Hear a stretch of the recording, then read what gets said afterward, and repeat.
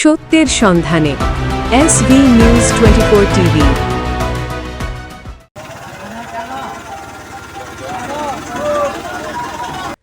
চট্টগ্রামের বোয়ালখালী উপজেলার পোপাদিয়া ইউনিয়নে ভয়াবহ বন্যায় ক্ষতিগ্রস্ত ও পানিবন্দী মানুষের পাশে দাঁড়িয়েছেন পোপাদিয়া ইউনিয়ন বিএনপির সাবেক সভাপতি এস.এম. সেলিম।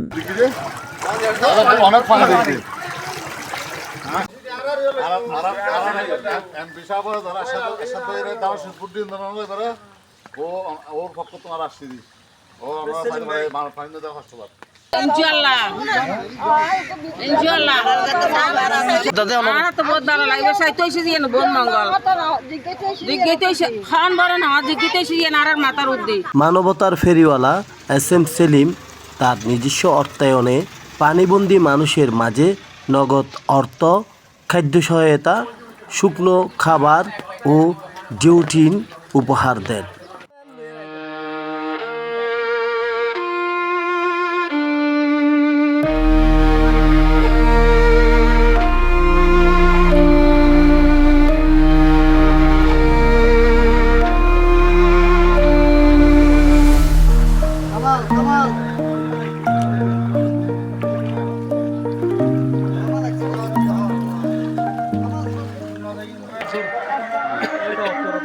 তারপর 5 নম্বরের বউ 5 নম্বর যে গরিবের পাশে দাঁড়িয়ে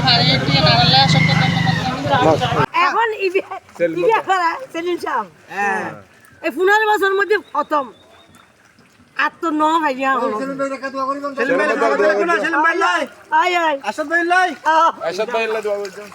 তোর নাম কি ওয়া? তারপর রূপন দা ওটা রূপন দা নারায়ণের নাম কি? তোমার বে কি নাম?